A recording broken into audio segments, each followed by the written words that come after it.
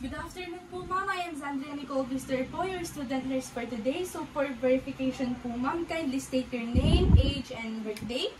My name is Susan Justin, 14 years old, and my birthday is November 1, 2011. Ma'am, I will be asking you po few questions po regarding your health history. And also, ma'am, I will be assessing you later on, so I will be touching your body parts. Particularly your head and neck po. Is it okay with you, ma'am? Yes. Ma'am, do you have any lumps, lesions na hindi po nawawala? Wala. What about difficulty of moving your head and neck po? Meron po ba? Wala. Meron po ba tayong nafe-feel na facial pain, neck pain, frequent headaches? Wala. Meron po ba tayong nafe-feel na dizziness, lightheadedness, loss of sensation po, para nahihil na po kayo, gano'n, loss of consciousness? Meron po ba tayong previous head and neck problem, like injury, trauma, accidents? Meron po? Meron po ba tayong family history ng neck and head cancer? Meron po ba tayong history ng migraine headaches? Wala. Ma'am, nag-smoke po ba kayo? Meron po ba kayong exposure po sa second-hand smoke, like family member, friends? Wala. Like, nagsusot po ba kayo ng helmet or matigas na cap? No. Yung typical posture po ninyo pag nagre-relax, kindly show it to me po. Okay. Ma'am, meron po ba kayong ginagawang recreational activity pag wala po kayong ginagawa? Nagdo-drawing. What about your satisfaction po in your appearance? Kindly rate it po from 1 to 10. 1 being the lowest and 10 being the highest po. 10. So now, ma'am, I will provide you the privacy po. I will now close the curtain po. And I will just prepare my equipments po. I have here po my stethoscope, pen light, water po for you to drink, and also the gloves po. And also po yung checklist po natin for your assessment. So first, ma'am, is I will perform my hand hygiene. So the procedure po is I will be touching your head and neck po for your assessment para makita po natin kung meron po tayong abnormalities. Meron pa po ba tayong problems po, ma'am, na hindi nasasabi po regarding with your head, neck? Wala. Wala po. Okay. So, first, ma'am, is I'm going to inspect for head, for your size, shape, and for your configuration po. So, wala naman po akong nakikitang problem, ma'am. The size po is proportional to your body. Yung shape po ng heading nyo is circular po, circle. So, next, ma'am, is I'm going to inspect for your facial symmetry, features, movements, and expressions po. So, ma'am, kindly raise your eyebrows po. Kindly smile po. Smile po. What about po na pag-pout po or pag-frown? Okay lang po. So, wala naman po akong nakikitang problem. Wala naman pong facial paralysis po. Wala naman pong abnormalities po. So, I will be taking note of that po. So, ma'am, I will palpate po your head for consistency. I will be touching for your head. Is it okay with you, ma'am? Yes. Okay. So, wala naman po akong na-feel na tenderness and swelling, ma'am. Wala naman po akong nakikitang problem po upon palpating po your hands. So, next, I will be taking note of that po. So, next, ma'am, is I will palpate your temporal artery for tenderness and elasticity. Kindly bite po. One more time po. One last time po.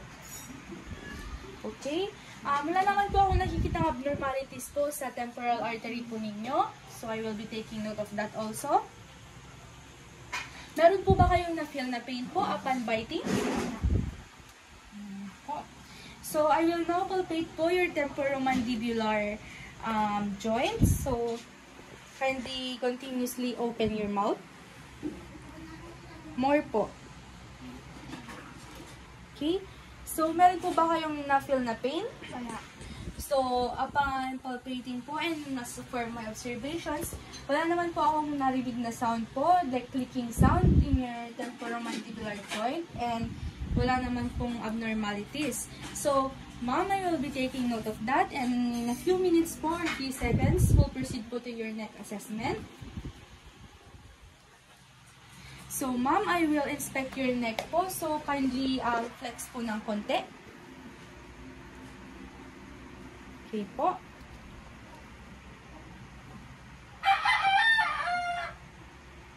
So, okay po. I will be taking note of that. Normal naman po yung neck po ninyo, your position. Wala naman po akong nakitang visible lumps po in your neck. So, next, ma'am, is I will inspect for the movement of your thyroid cartilage po. So, kindly drink your water po and hold it po muna before swallowing po.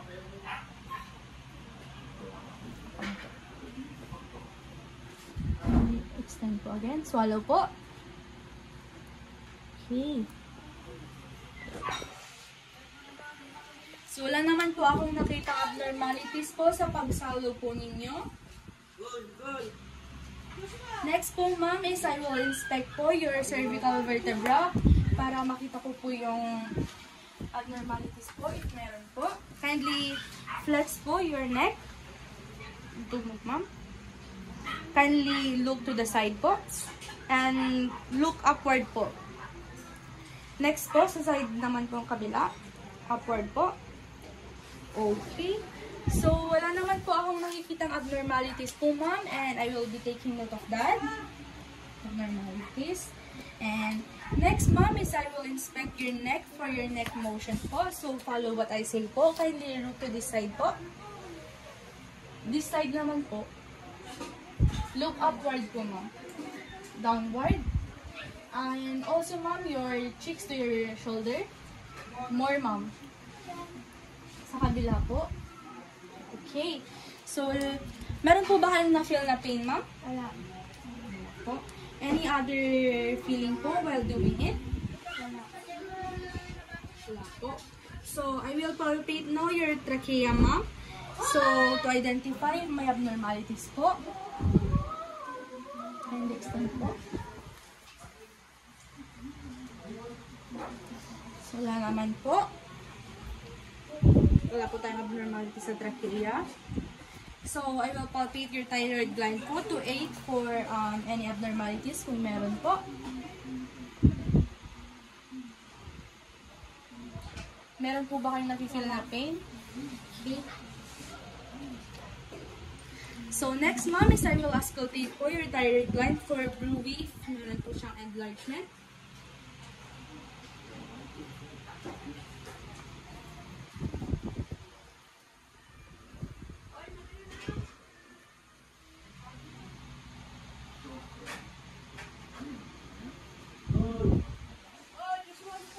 So, upon auscultating po, wala naman po akong narinig na abnormalities po. So, I will be taking note of that, ma'am. So, I will palpate your lymph nodes po. So, first po is your preocular node. Post-auricular node po. Occipital node po. Okay. So, next po is tonsillar node po. Okay. Submandibular node po. Submental node po. Next po is superficial cervical node. Posterior cervical node. Deep cervical chain node po. Supraclavicular node po. Okay, so that's the last part of our assessment. So, in your data analysis po, wala naman po akong nakitang any abnormalities po in your head and neck, but I will be sending this data po to your attending physician po for further analysis po. So, thank you, ma'am, for your participation po. Thank you.